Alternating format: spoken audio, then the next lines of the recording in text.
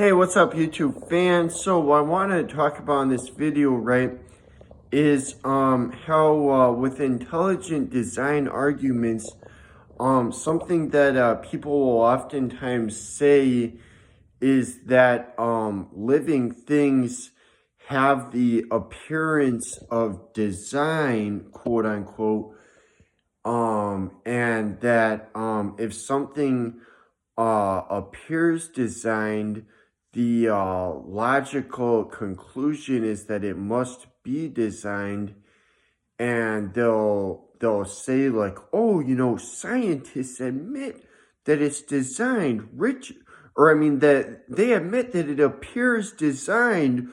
Richard Dawkins admits that living things appear designed, and they like think that it's a big win for them that Richard Dawkins would say that living things appear designed.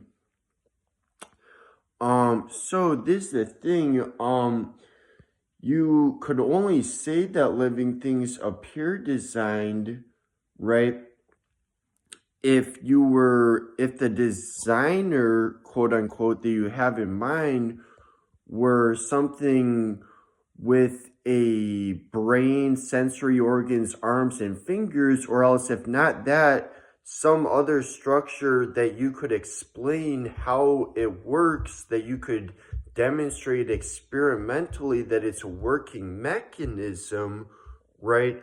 Otherwise, if the thing you're having in mind is just some spirit that isn't made out of parts, or, doesn't have any specified form, that, you don't really have any idea in mind at all as to how it would work whatsoever, then we really can't say at all what something created by that thing would look like.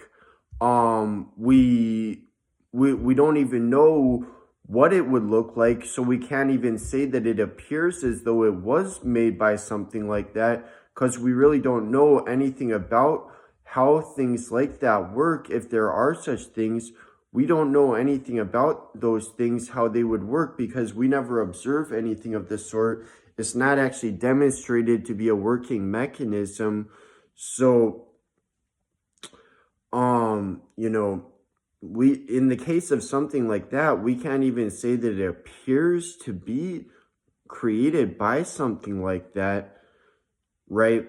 And like, not even just that it isn't, but we can't even say that it appears to be, because we don't, even if there were such a thing, we really don't know what something caused to exist by it would look like, right? Because it's not something we observe, it's not demonstrated experimentally to be a thing, it's not something anyone can explain logically. And then in the case of something that does have brain and sensory organs, arms and fingers, and, same for other things that are demonstrated experimentally to be capable of doing similar things to humans, like, for example, robots, in either case, it's things that themselves are highly complex and have the appearance of design, right? And yet you can't just have an infinite regress of having a designer made by another designer made by another designer, right?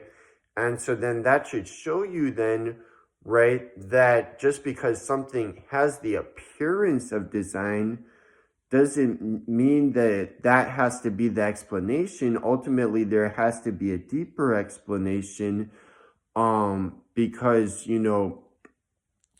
anything we know of capable of designing things, right, in the way that humans do, right, is itself highly complex and having the appearance of design, right? And so, and, in terms of like a spirit, we really don't know, if, let's say, if there were to be a spirit even, we really don't know what something created by a spirit would look like. You